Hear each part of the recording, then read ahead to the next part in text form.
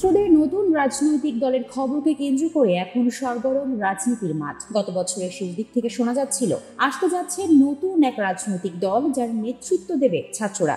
তবে কারা থাকবে সেই দলের শীর্ষ পর্যায়ে তা নিয়ে ছিল ধোঁয়াশা। সেই ধোঁয়াশা যদিও কাটেনি এখনো, তবে এটা নিশ্চিত হওয়া গেছে যে ফেব্রুয়ারির মাঝামাঝিতেই আসতে চলেছে ছাত্রদের সেই রাজনৈতিক দল। জানা গেছে নতুন রাজনৈতিক দল গঠন করে জোটবদ্ধ হয়ে আসন্ন জাতীয় সংসদ নির্বাচনে অংশ নেবে ছাত্ররা।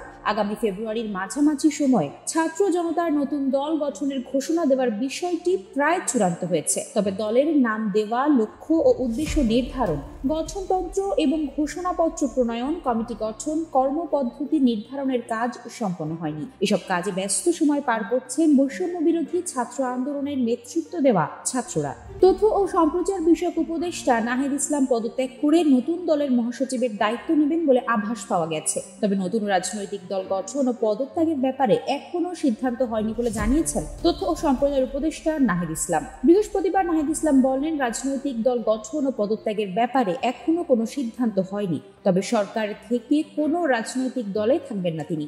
জুলাই ঘোষণাপত্র নিয়ে সরকারের প্রস্তুতি রয়েছে, তবে বিএনপি সময় চাওয়ায় তা বিলম্ব হচ্ছে বলে জানান। বৈষম্য বিরোধী আন্দোলনের নেতৃত্ব দেওয়া ছাত্রদের পক্ষ থেকে ছাত্র জনতার অভ্যুত্থানের শক্তিকে সুসংহত করে নতুন করে দেশ পুনর্গঠনের লক্ষ্যে নাসিরউদ্দিন পাটোয়ারীকে আহ্বায়ক ও আখতার হোসেনকে সদস্য সচিব করে জাতীয় নাগরিক কমিটি গঠন করা হয় গত বছরের 14 সেপ্টেম্বর। তখন থেকেই ছাত্ররা নতুন দল গঠন করার বিষয়ে নানান আলাপ আলোচনা শুরু করে, যা বর্তমানে একটি কাঠামো দাঁড় করানোর চেষ্টা করছে বলে জানিয়েছেন সংশ্লিষ্টরা। নতুন দল গঠন প্রসঙ্গে জাতীয় নাগরিক কমিটির আহ্বায়ক নাসিরউদ্দিন পাটোয়ারী জানিয়েছেন, 15 ফেব্রুয়ারিকে ডেডলাইন ধরে নতুন করে দল ঘোষণার লক্ষ্যে কাজ এগিয়ে চলছে। দলের নাম ঠিক করা, কাঠামো তৈরি, গঠনতন্ত্র ও ঘোষণাপত্র তৈরির কাজ চলমান রয়েছে। দলের সম্ভাব্য নাম কি হতে পারে এবং অর্থের উৎস কিভাবে নিশ্চিত হবে এ বিষয়ে নাসিরউদ্দিন পাটোয়ারী বলেন, আন্দোলনগুলোর মতোই এখানে জনগণের মতামতকে প্রাধান্য দেওয়া হবে। জনগণের কাছে সম্ভাব্য নাম প্রস্তাব চাওয়া হবে এবং সেখান থেকে সিদ্ধান্ত নেওয়া হবে।